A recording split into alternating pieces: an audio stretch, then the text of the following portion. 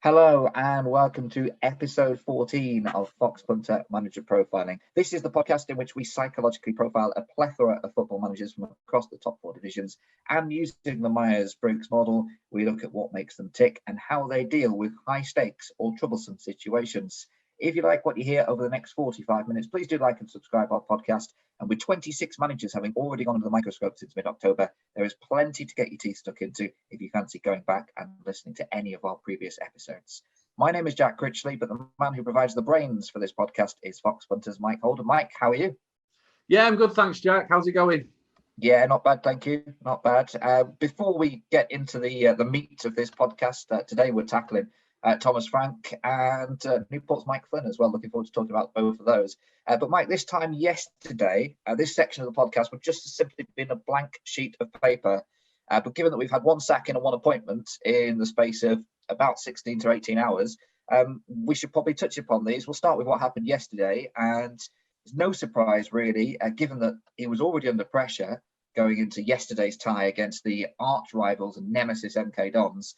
But to lose at home at Plough Lane, and not get on the score sheet, it was kind of inevitable, really, that Glyn Hodges parts ways with AFC Wimbledon.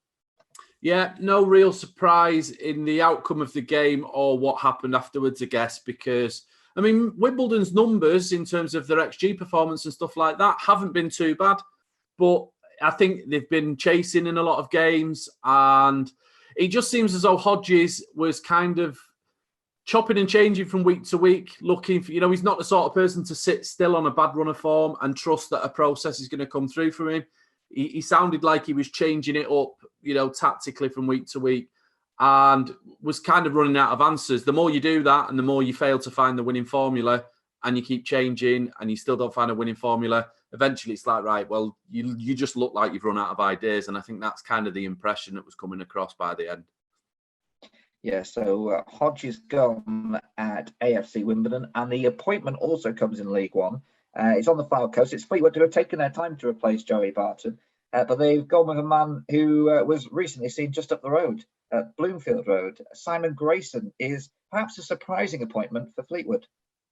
Yeah, surprising in the sense that, he's been available, so why is it taking so long for them to appoint him? If you'd have thought he'd been straight in if it was that obvious that he was going to be the next choice. He's got a really good track record at League One level previously. We're kind of going back a few years now because he didn't have a great time in his last job at Blackpool, which you know even closer than me.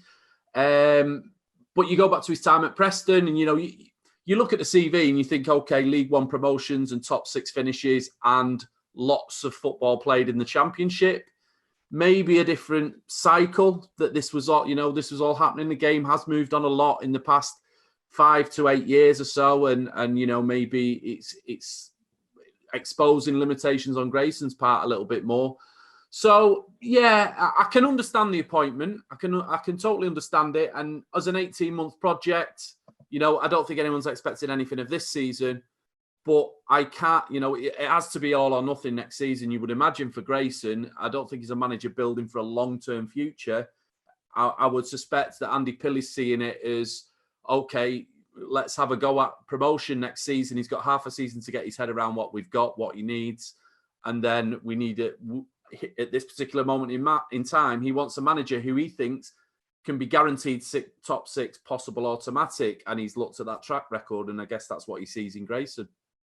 Yeah, I think it's an interesting one because I think you hit the nail on the head. It's the fact that he has got a good track record in League One, but it's been a while since those promotions happened. And I saw quite a bit of him at Blackpool, and the football was completely uninspiring.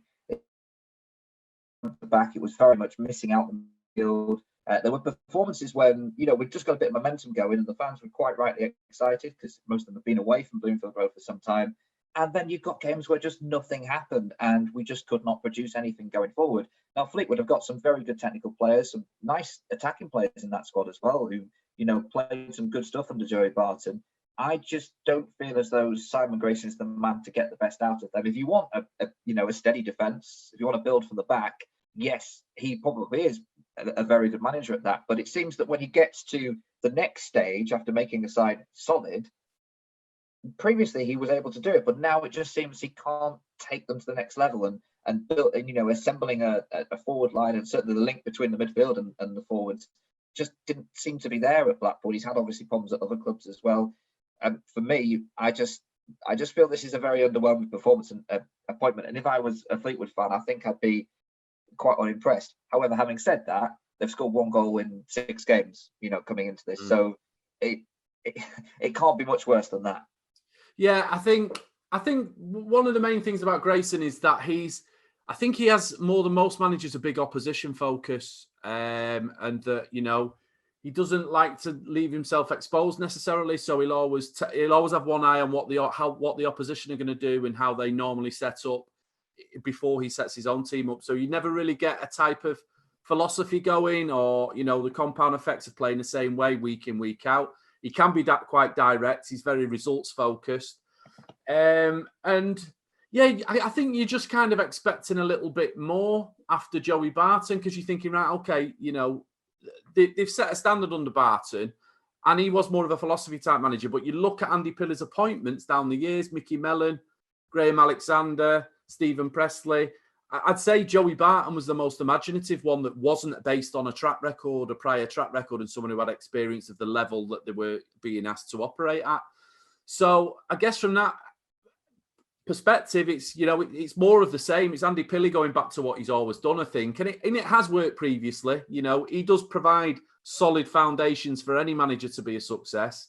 So it's if Grayson can get back to the standards he set in today's game a few years down the line, then it won't be for the want of, it won't be for a lack of budget or talent or infrastructure behind the scenes and being able to do his job on his own terms the way he wants to do it. I think all of that's definitely in place for Fleetwood.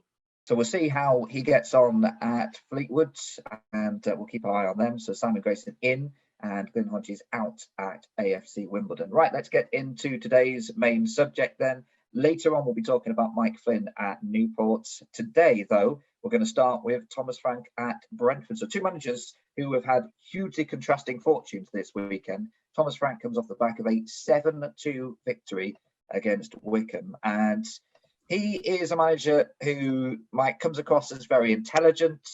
He is a manager who perfectly fits the Brentford model, doesn't he? And you can see why he was appointed in the first place. And yesterday's results and the recent form of Brentford just kind of all plays into the fact that Brentford just keep on moving along, don't they? And this looks like another step forward. Yeah, I think as a club, they've made progress from season to season. Not necessarily before Frank, they got into the playoffs under Mark Warburton, then fell back a couple of seasons. But I think they've been, as a process, from recruitment all the way through to what the product's on the pitch from season to season, I just think they've been improving. And they almost feel like a Premier League club already. It's just a matter of if, when they get promoted, not if, and what season that will come. They could be waiting 5 years, they could be waiting 10 years, but it seems inevitable that eventually they are going to take that next step into the Premier League.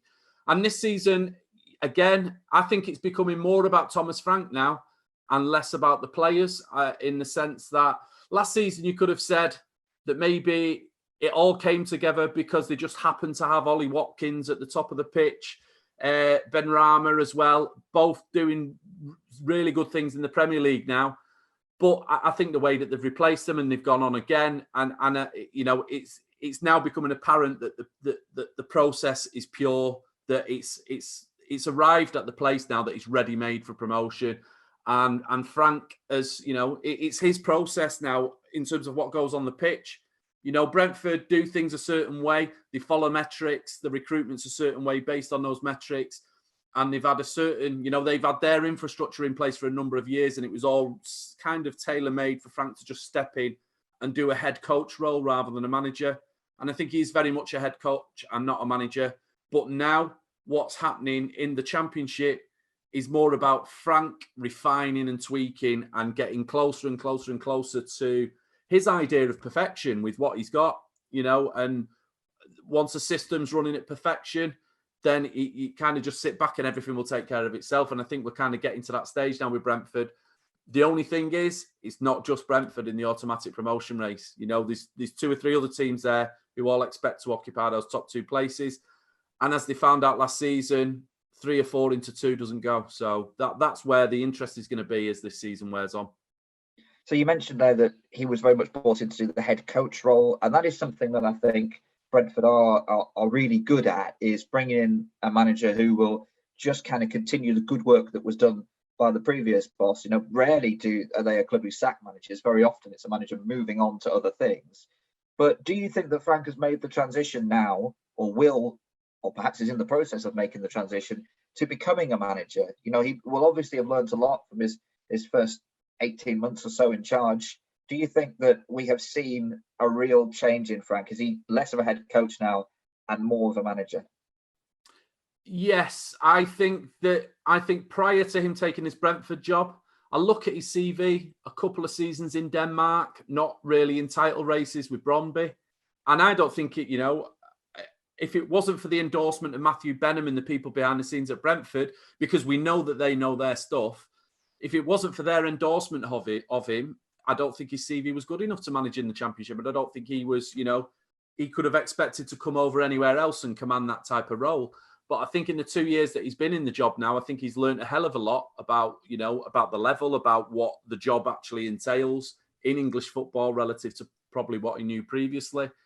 Because we see lots of foreign managers come over to the Championship with all sorts of clubs and barely last 6 weeks. We've Vladimir Ivic didn't hang around long, and he had a much better CV in terms of what he achieved in Israel and Greece and things like that. So I don't think Frank, on his own, had he come over of his own accord and it not been fitting into a system like Brentford had, I don't think he would have been up to scratch. I think now he's more than up to scratch, and he does fit the Brentford model perfectly. And I think now, yes, he is in a position that if for whatever reason Brentford and Thomas Frank went their separate ways in the future, he could now come back into the Championship and manage a Championship club, and basically he's got his skill sets broader and everything he's learned along the way. Absolutely.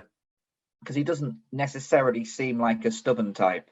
I know we've talked about this before, Mike. He's not necessarily wedded to one system. He does have beliefs and he does have favoured formations. I think it's 4-3-3 or 3-4-3. He tends to go on one of those, but he has been known to mix it up. Do you think he's the type of personality who learns along the way and is constantly picking things up and going, I'll use that next time around?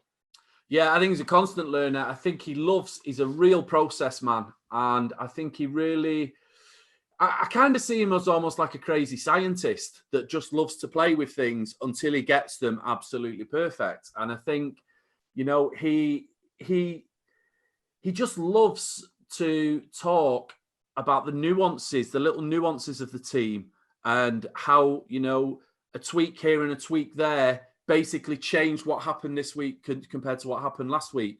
When they're on a run like they're on now, Brentford, he'll leave it alone. He won't tweak and mess around with things for the sake of it.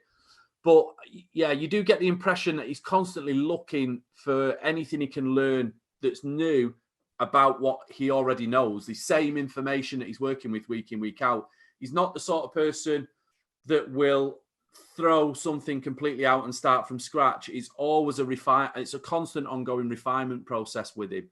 And that's basically, that's where he's arrived at with Brentford now, is this constant learning process over 2 years. We saw towards the back end of last season what perfection was beginning to look like in his mind. And now we're getting back there, albeit with some, real emotional turbulence at the end of last season. Like he says and has said recently, I think the last 2 performances away at Swansea, they were the better team at Swansea in midweek. They come back. They weren't necessarily at full tilt in the first half against Wycombe. They struggled to cope with Wycombe a little bit. And then they just cut loose in the second half and put 7 goals past them. And I think now Frank's saying himself that where we are now this season is ahead of schedule relative to last season. He's looking this season as a template of what happened last season, and we're now ahead of schedule. We're kind of getting to the standards now that we were at the back end of last season that took us 2/3 of the season to get to this place, and we're only halfway through the season now, and we're there already. So we've just got to keep going. We've got to keep making sure that, we don't do anything drastically wrong, and you know, we're much better placed from the experience of last season to go one step further this time around, I think. And what's he like sort of mid-match then? Because one of the things that kind of, I don't want to say it's the only thing that stopped them from getting automatic promotion last season, but you know, there were one or two results, particularly away from home, where they fell behind to a team that they would have been expected to beat, and were often, you know, odds on in those games and really fancied. Where, and I'm thinking Birmingham mainly, because I think they did it at the start of this season as well, falling behind to maybe defensively minded and well organised teams and not being able to find a way through. In terms of how he deals with that situation, how good is Frank at mid-game kind of changing things and working out and saying, right, this is what we need to do to try and get back on terms? Because so often it's been so frustrating for Brentford fans watching their team hammer the opposition, have chance after chance after chance, and not find a way through. Is he much of a tinkerer mid-game? I don't think he does an awful lot during matches. I think he trusts his system, but the big problem for Brentford has been, and you've touched on it there, is that last season it was an ongoing theme that when they go behind in games, they really struggle to find answers once the opposition have got something to hold on to, and they have to maybe try to do something different. You know, we're talking about the team that has dominated expected goals at this level for 4 or 5 years consistently, possibly longer. Real data darlings, because he mentioned this point yesterday, Frank, that when what he loves about his team is when they get in front, they turn the screw, they want more goals. They don't just sit on a lead. So they can win by comfortable margins, or game state can be against them and they're hammering away at the door, but not necessarily getting the goal. Last season, there was a common theme that it was, you know, they were going 50, 60, 70 minutes in a game trailing and not being able to find an answer when they were 1-0 down. And it was almost, you know, they were consistently losing 1-0 or scoring 3, 4, 5 goals if they were winning. And Frank has taught this season that one of the big differences has been, you know, they're trying to manage different styles better and still show themselves. But it's always about showing themselves. It's never about adapting to the opposition necessarily. So it's not the opposition are doing this, so we're going to change the way we play in order to combat it. It's like, no, how can we play the way that we play better so that even though the opposition are set, they've got the first goal, they still can't resist us? How can we get our mindset to a place that even though we're trailing in a game, it doesn't affect our performance? We just step it up even more and foot down on the pedal even more. And I think it's not happened too often this season. They've done a much better job of not conceding the first goal. I think it's only 7 times that they've conceded the first goal this season, which is a decent ratio. But they've also, by the same token, small sample though it is, I think they've got the best points per game record when they've conceded the first goal in a game, which is obviously, you know, that's a step forward in itself as well. So, yeah, this is going to be the big focus, certainly as the season wears on, because it's okay during the middle of the season when, you know, I think Brentford are comfortable now with the fact that, yes, we are a top 6 team.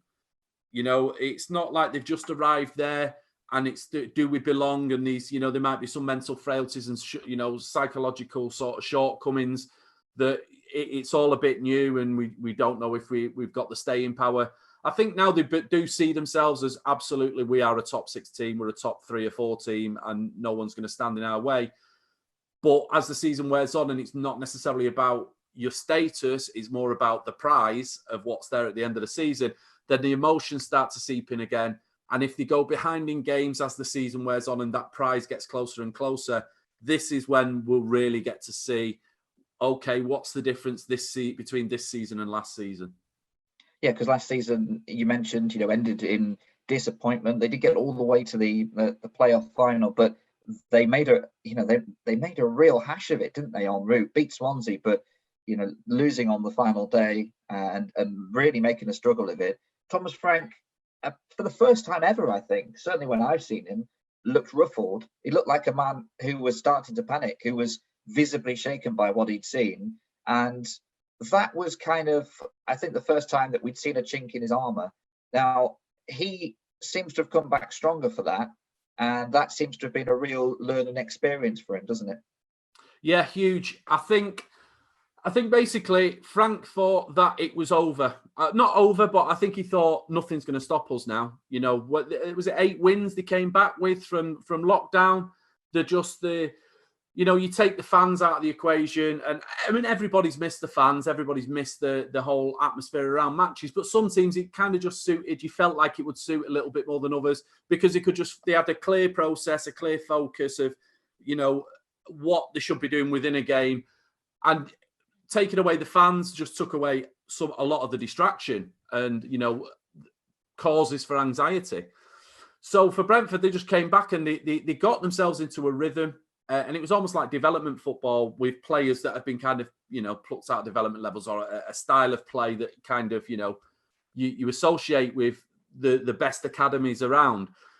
So they just started playing the football. It was 8-9 wins on the bounce. And you just think, right, there's no end to this. The momentum was so strong that I think Frank thought, this is it. We'll just keep going like this. We're up. And then what happened is they went to Stoke. The scenario we just talked about, they conceded the first goal. First half, plenty of time to play. And then he just choked. And you looked at Frank in his post-match interview after that Stoke game, and he looked in a state of shock. He looked visibly white, like he had no answers. He couldn't get his words out. And you're just looking at him in an interview and you just think, you're gone. You're not going to come back from this because, he just looked visibly shaken. He was just so convinced that he'd attained perfection and that his process couldn't have been any better and everything was running so smoothly.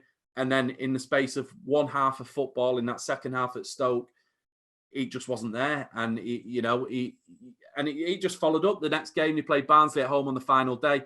Barnsley needed to win to stay up and did. And it was kind of just, if you've watched playoff teams that have, I think the thing was there was such a short space of time. On the Friday night, West Brom lost away at Huddersfield. And then I think Stoke Brentford was about midday, 1 o'clock the following day. I'm not sure how the Brentford players slept that night, but you got the opportunity there to go into second spot with just one game remaining, and that game's against one of the bottom 3 sides at home who've got all their own sorts of problems and pressures to deal with. In that moment, that night, sleep before that game, those Brentford players must be thinking, this is it, it's in front of us, we're up. They must have been so giddy, so excited, so much energy came out that they just had nothing for that game the next day, and it just didn't happen for them. So all of this kind of stuff happened, and it was noticeable in Frank's behaviour afterwards. He lost his way. He became really sensational in the way he was talking. We're going to do this to Swansea in the second. They did actually step up for the second leg of the playoff semi-final against Swansea because they felt hard done by from the first leg.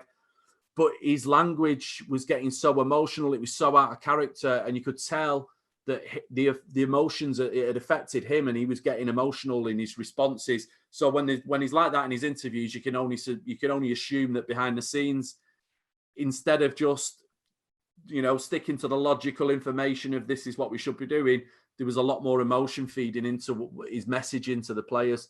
So it was no surprise at all that they didn't get up in the playoffs, and that it was it was tense against Fulham in the final. It went all the way to extra time.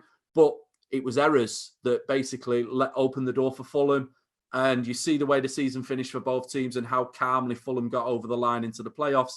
If any one team was going to make errors, it was always going to be Brentford. And, that's the way it panned out. So it's how Frank deals with those emotions at the back end of this season. So far, he looks like a manager that understands not to get even remotely emotional. It is so much earlier in the season now. He knows what's coming down the path now. Like you say, experience is everything. You can't buy that type of experience, and I think Brentford will be much better for it this time around. So every now and again on this podcast, Mike, I like to just throw a double question at you, just to keep you on your toes. So here's one for you. First of all, Thomas Frank, if he takes Brentford to the Premier League this season, how will he fare, do you think, given what we've seen and the experience that he's gained en route? And part 2 of that question is, if he had taken the Brentford to the Premier League last season, do you think he would still have been there by now, given that we believe he's taken a lot more on board and gained a lot of valuable, I guess, life and work experience from what has happened this season?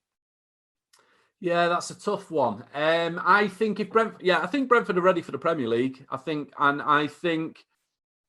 they were possibly ready for the Premier League last season. I think they're more ready this season. So I think that year that they've held back before they've got there probably increases the chances of staying there if and when they do get up. But I also think that it's a club that it wouldn't necessarily be absolutely essential that they stayed up anyway, because I think if they came back down, they'd come down stronger. I think they're doing everything so sensibly that I don't think they would overstretch themselves with the spending. They'd have the parachute money to come afterwards. I just think they do everything so sensibly on the financial front and on terms of recruitment. They've got such a clear vision of the players, they want to buy, and they can step in and so quickly do a deal for Ivan Toney on the back of losing Ollie Watkins, because everything's lined up. They're thinking so many steps ahead in terms of recruitment. I don't think it really matters like it might do for some teams that you think your moment is now, you've got to make the season count in the Premier League, or then it's a new cycle. I think Brentford are set up to go cycle after cycle. I think Thomas Frank will have lessons to learn in the Premier League. But I think he's better on the logical side of the game. I think it's the emotion of getting over the line in the Championship that could potentially be his biggest challenge.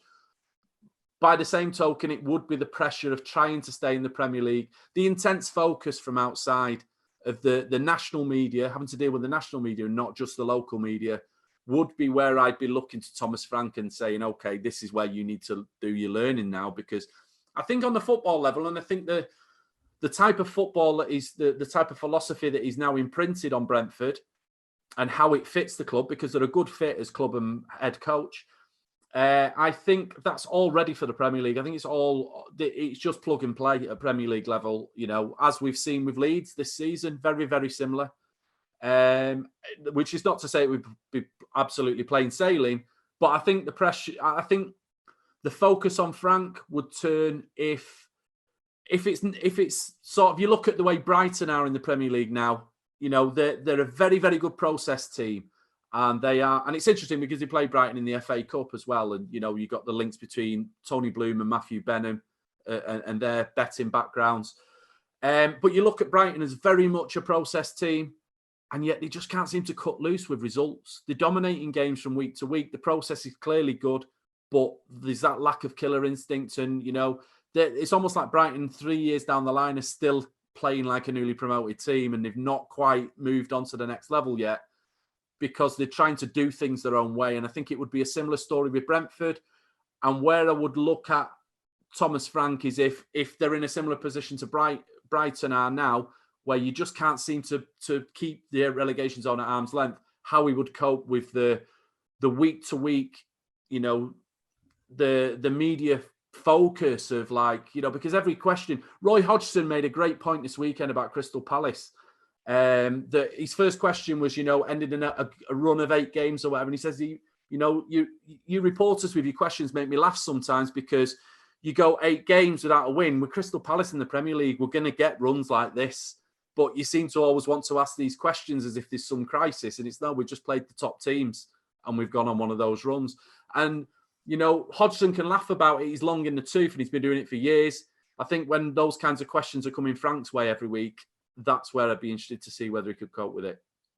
Okay, final question then on Thomas Frank, and you mentioned it there, is that, he is helped by the recruitment. They are so many steps ahead, and you already feel that if Brentford get to the Premier League, they probably identify players that they are going to add to their squad. So Frank must really appreciate that, and that must help him because, you've got clubs where the manager is probably trying to have to do everything and is involved in recruitment, and then also on the training pitch, and then on the match day. Whereas, does Brentford's model kind of allow Thomas Frank to just get on with it? And does that help him on a day-to-day basis?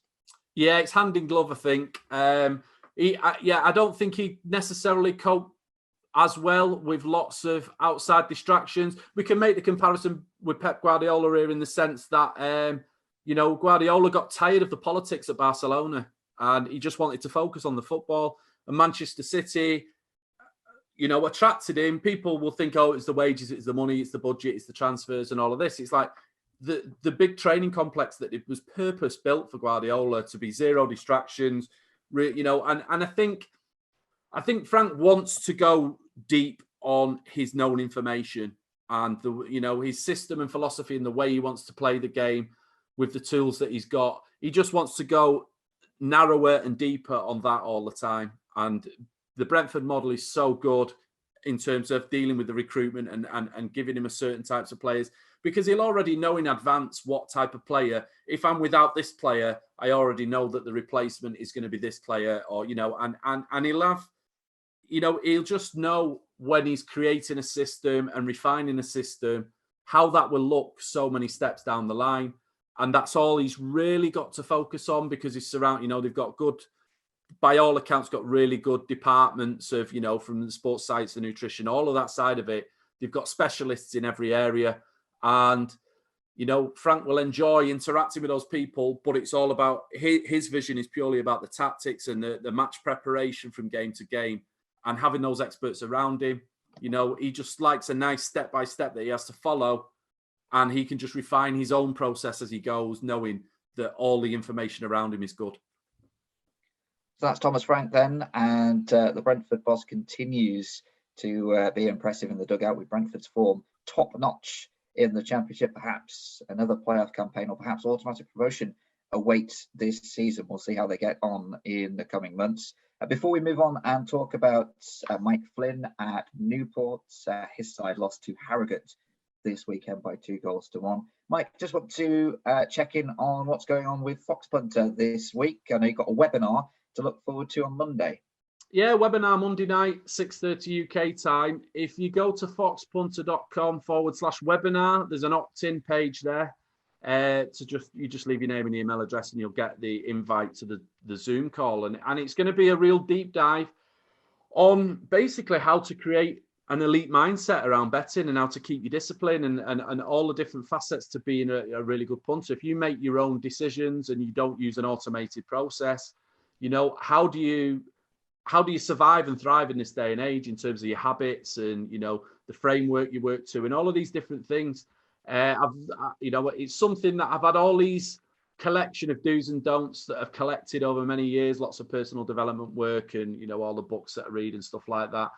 And I've kind of come up now with what I believe is a framework that's pretty complete and pretty much covers all bases. So I just kind of want to share that in a free webinar, and there's a PDF at the end of it that kind of shares all the materials that I've been through along the way, and for people to, if they wanted to see the same steps and understand these concepts a bit more. So yeah, I'm really looking forward to it, because I'm excited that I've finally, you think about football managers creating their own philosophy document after they've done the coaching badges. It kind of feels a little bit like that now, that I've got this kind of manifesto or something that I've put together, that everything's in there and I can consult it whenever. Yeah, further information at foxpunter.com. What time on Monday night? At 6:30 UK time. 6:30 UK time, if you want to join in and find out more about that fascinating subject. Mike will be doing that on Monday evening, and all information available at foxpunter.com. Of course, across our social media channels as well. You can find us on Facebook and Twitter. It's at Foxpunter. You can also find clips as well from this podcast. And also, as happened the other day when I logged onto Facebook, Mike will just pop up, and he'll just be doing the occasional like webinar or talking about different ways of improving your mindset. All very, very interesting stuff. Foxpunter.com. So let's move on to League Two then. It was another disappointing weekend for the Exiles, Mike Flynn and Newport, slipping up against Harrogate, a side who were top not that long ago. And although they're not that far off the summit, they will be disappointed to find themselves where they are at this moment in time. Now, we're going to discuss Mike Flynn, a fascinating character, and Mike, a man who I remember in the Blackpool midfield, and judging by his performances, he was always going to make a very, very intense manager. Yeah, definitely. Yeah, he is. I think he's got a level of energy and sort of, thirst for adrenaline that possibly his players can struggle to keep up with sometimes. Yeah, he is very intense. He's very demanding, and he doesn't take excuses from, basically what's happened in the last couple of seasons is Newport have struggled in the middle of the season, and I think it's his intensity plays a part in that, because I think he's so demanding so early in the season from week to week, and he's ready to go again for every game, that they reach a certain point where they potentially start to run on empty a little bit, and emotionally drained from all his demands, and it seems to be happening for the third season running that they're really struggling for results in the middle of the season, but they've got a lot more to play for this time around, so there seems to be more at stake. Yeah, they're not, of course, already out of the FA Cup this season, so I guess there are fewer distractions, but he certainly knows how to get them up for a big game. But I guess fixture congestion with that pitch and with everything else going on outside of football this year, is it the fact that it's Saturday, Tuesday more often than not during this time of the season that is the problem? He's got a certain way of inspiring his players and getting them up for the match, but does that work every 3 or 4 days? Is that the issue? I think a congested schedule is, Newport are one of the teams that probably don't suit the schedule being more congested this season. Absolutely. Because I think more than anything, it's not necessarily what happens on the training ground. It's just his build up to a game of how big this next game is. It's like we've seen the levels that he can raise Newport to in these cup competitions, but I think he's just as demanding for every game. And I don't think there's any sense of, like there's a certain tempo to a season that you can't just peak for every single game. And I think his demands on his players and the fact that there's no hiding place sometimes, I think it potentially does, it just does have a cumulative effect of it.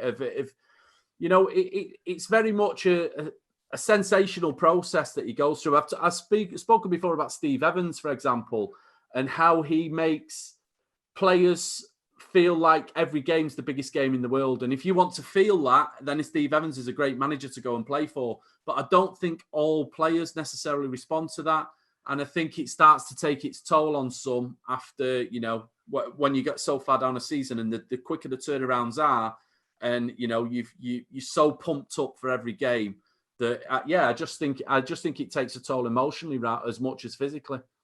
So are there a particular type of player then that work well under Mike Flynn? Because I've always seen the kind of players that they recruit as very honest, hardworking, not necessarily dazzling with skill, but they get stuck in, they fight, and they're also able to give 100% for 90 minutes. Mike Flynn obviously has adapted his approach over the years, but is that still the best sort of player to work under Flynn's conditions? Yeah, I think his players of a similar personality to him won't have a problem with how demanding he is and how much he likes high stakes. He likes adrenaline. He always wants to be ready for anything that comes his way. He's got boundless energy, I think, for, whatever the schedule throws up, whatever the demands of the next game. And he possibly doesn't understand that's not everybody. That's a flow state for him. He doesn't put any effort into having this sort of these energy levels and this level of intensity. And I think he doesn't necessarily understand that that's not the case for everybody. Now, we've seen recently this week, I don't think he's talked in recent interviews about, that it's not psychological. The problem at the moment is not psychological. It's nothing mental. And I think it is entirely mental. They've had 3 sendings off in recent weeks. Josh Labadie kicked out at Oldham.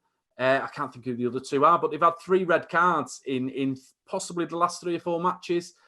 And basically, I just think it's possibly that it shows that there's no level of determination on the players.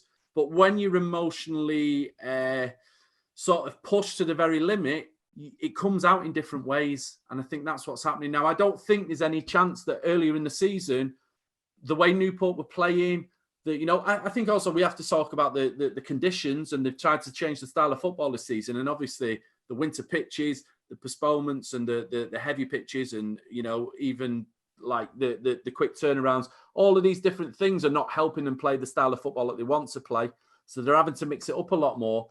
But I think earlier in the season, when they were enjoying the football, when they were playing this new brand of football and getting results from the top of the table, I don't think there's any chance that they'd have had 3 players sent off in 3 games in the way that they have recently. So, I think that is psychological for those players to lose their heads and to do petulant things and to pick up these red cards, deserved or not. There might have been debate in some cases whether they were red cards, but the action themselves have come from a place of players not thinking straight, players just under a bit too much pressure, and their desire and determination to succeed has come out in the wrong way. I don't think these kind of things would have been happening earlier in the season when they were fresh, and it's something they've got to get through. I just think that they're really feeling the demands in that sense.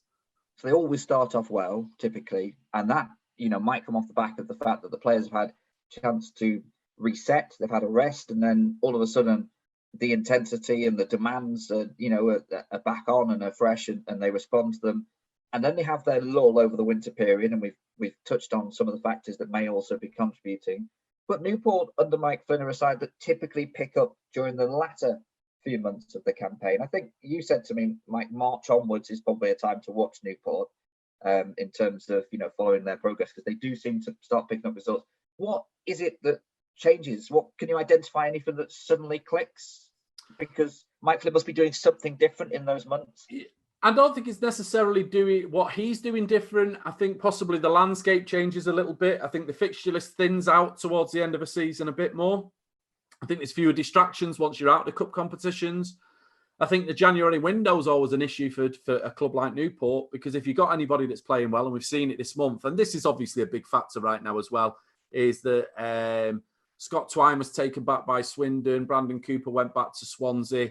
It's the two best players in the first half of the season, they just plucked away and they've gone like that. And Mike Flynn's attempts to bring someone in the current climate, he just keeps meeting dead end after dead end with his phone calls. He's never spent so much time by the phone, so he's being heavily distracted in that sense. But I think you get past the January transfer window, all the cup distractions, and bearing in mind that they've also been to like the Johnston Paints or Papa John's Trophy, as it is now. They've been deep into that competition in previous years. So I just think it thins out a little bit. But I think also the high stakes climate that Flynn likes to impose on his players, I think that what that means is if you've got something to play for at the end of the season, games could be high stakes themselves, but it doesn't feel any more higher stakes to Newport because it's high stakes every week, everywhere anyway. So they get to those big games at the end of the season, and rather having gone through the motions for most of the campaign, and now suddenly these games feel different, I think Newport are just totally comfortable with those games feeling as high stakes as they are, because that's how Flynn makes them from between matches anyway. So I just think, and we go back to podcasts on Chris Wilder and Darryl Clark and that mental toughness, that always being in the moment and never getting too far ahead of yourself, I think serves you well at the back end of a season. So there's that factor comes into it as well. So, yeah, I do think Newport could come again this season. They need a bit of luck before the end of this transfer window. This season, you've got the Saturday, Tuesday thing going on for a bit longer again in February into early March. But I think once we get past that period, then we could see, I think when you've got a full week to turn around between matches, I would imagine Newport are a team that can just recharge a little bit better. It's not necessarily about the preparation for matches and what happens on the training ground. It's about what goes on in the heads of Flynn being onto them and about, just what this next game means, or, however he builds it up. I just think that you need a bit more time during the week to recuperate from that and then come back fresh, ready for the demands again. I think that's possibly what changes, but it's the landscape changes more. I don't think Flynn can change. I just think he's that intense. I think it would help him to understand that when he just brushes off this is not psychological.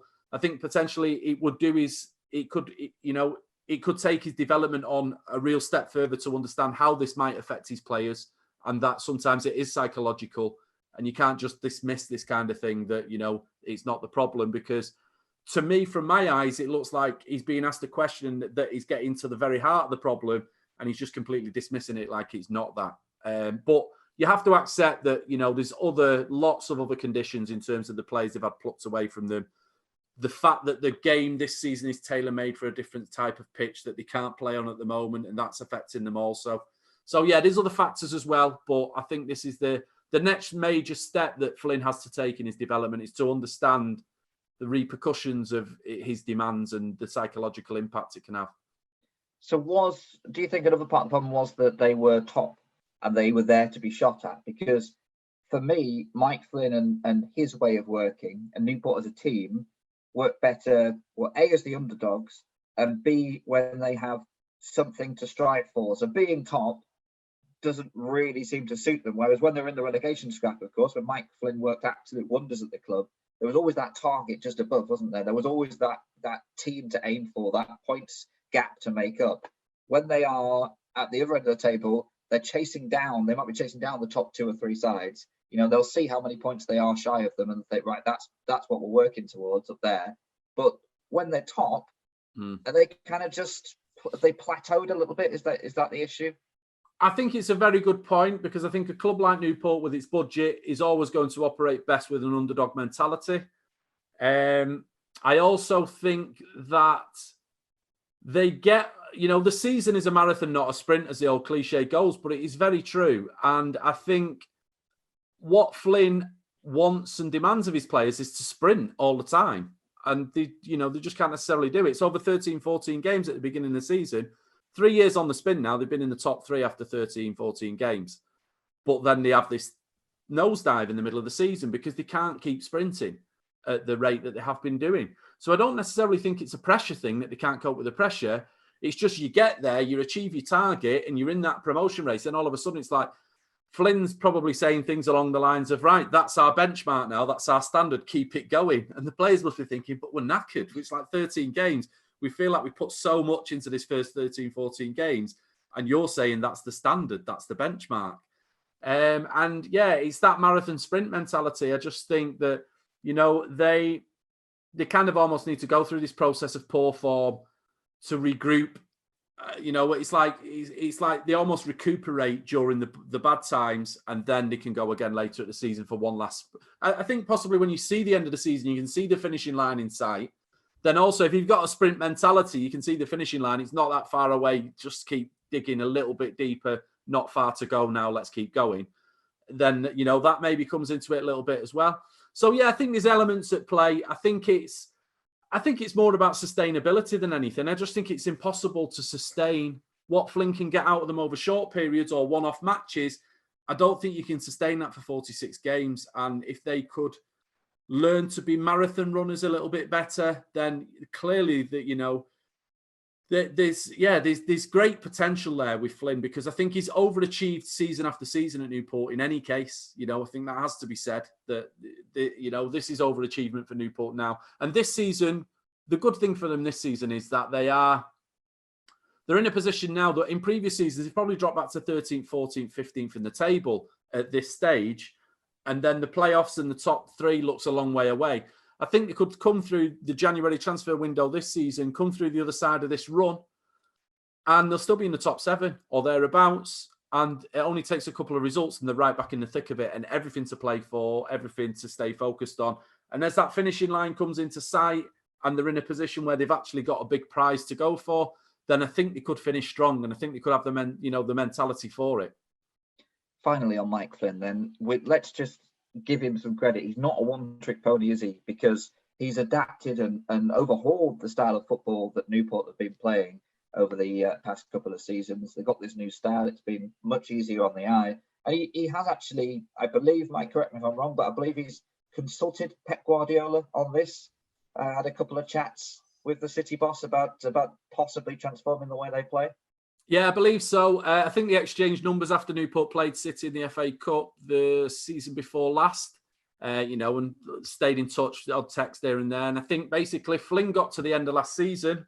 And it was the COVID period, basically, the big period of lockdown. He never would have had chance, he says, previously to change the style so radically. But because of that extended period away, they could sit down and really say, okay, how are we going to evolve our style? How are we going to change from being this long ball team, direct, long throws into the box? Because ultimately, I think we talk about him being an adrenaline junkie, and his adrenaline is just, he gets bored easily. So he wants the ball in the opposition penalty box. That was the root cause of the direct football in the first cycle. So, it was a big step for him to turn around and become more process driven and to keep the ball. and and to play out from the back and keep it on the floor. And it's shown a real good willingness to adapt, in the sense that, he said himself earlier this season that I can't berate my players for every little mistake. Now we're a process team. And it's totally to his credit that, he identified this himself, that basically, if I'm berating them for every little, because somebody observed, one of the local reporters observed that you're a bit less animated on the touchline this season, and, you're not barking as much at the players. And he said, he says, if I'm sort of onto them for every little mistake when we're trying to build the confidence to actually play this style of football, I'm going to kill the confidence if I start badgering them over it. You've got to be allowed to make mistakes in the process. So it's really interesting development this season that's happened, and it was going really well. But of course, you're in League Two, and now the Rodney Parade pitch couldn't be relayed, in the summer because of COVID issues. So their pitch now sharing with the rugby team and all of that, it's the time of year now, the pitch is starting to play up.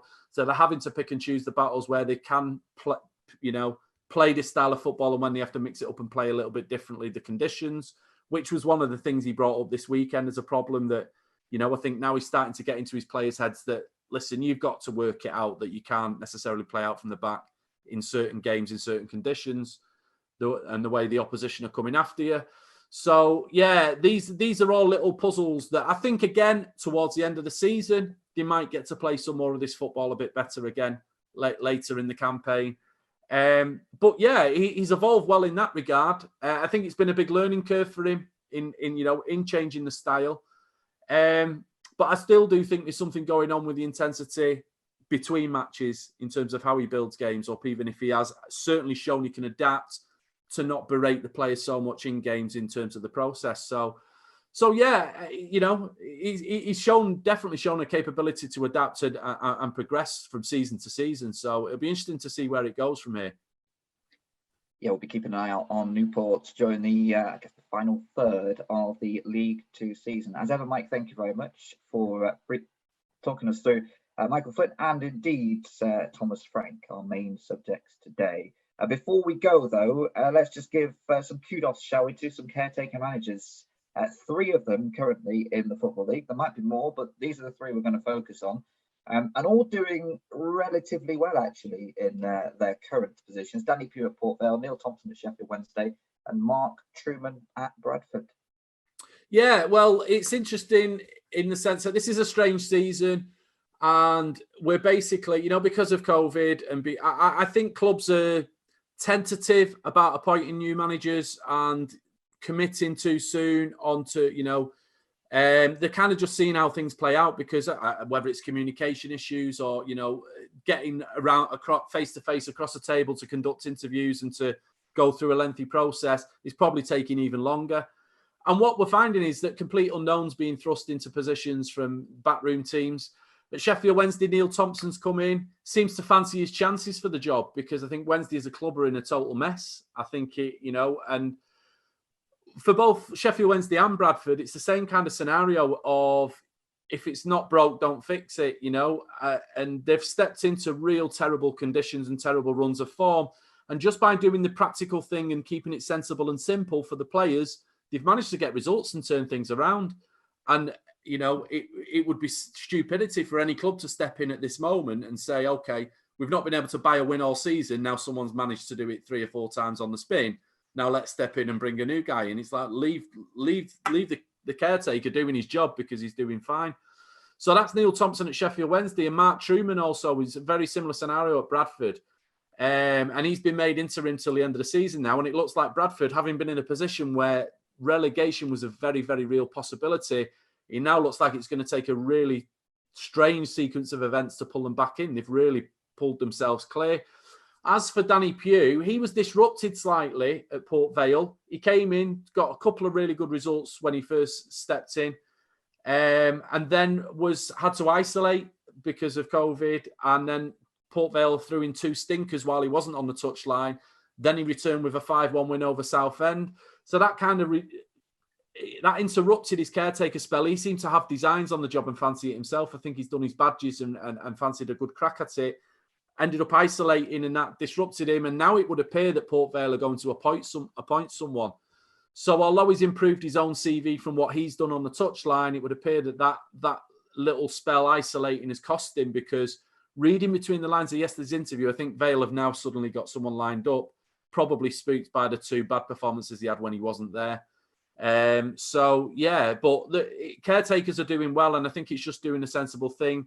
And I think in terms of, Neil Thompson at Sheffield Wednesday and Mark Trueman at Bradford, I think it also says something about what went before. I think Tony Pulis at Sheffield Wednesday kind of threw in the towel a little bit too easily, that he didn't like the hand he was dealt. So he kind of just didn't really, give out the right messages that it was possible to get out of trouble. And Thompson's shown it clearly is possible, no matter what the circumstances. Likewise with Trueman at Bradford, I think don't think he's doing anything special in particular. I just think he's making sensible steps every step of the way, which doesn't necessarily speak well of what the job that Stuart McCall was doing before he was sacked. Yeah, kudos to the caretakers, and we'll keep an eye on those over the next couple of weeks. No doubt an angle that many other chairmen across the Football League may be keeping an eye on over the coming weeks. Mike, as ever, thank you very much. Yeah, pleasure, Jack. Thanks again. And foxpunter.com, and don't forget to check us out on all of the social media channels as well. And Mike's webinar as well, Monday night, 6:30 p.m. is when you can catch it. Right, we'll be back in 7 days' time, and we'll have 2 more managers going under the microscope. Once again, thank you very much for listening, and we'll see you in 7 days' time.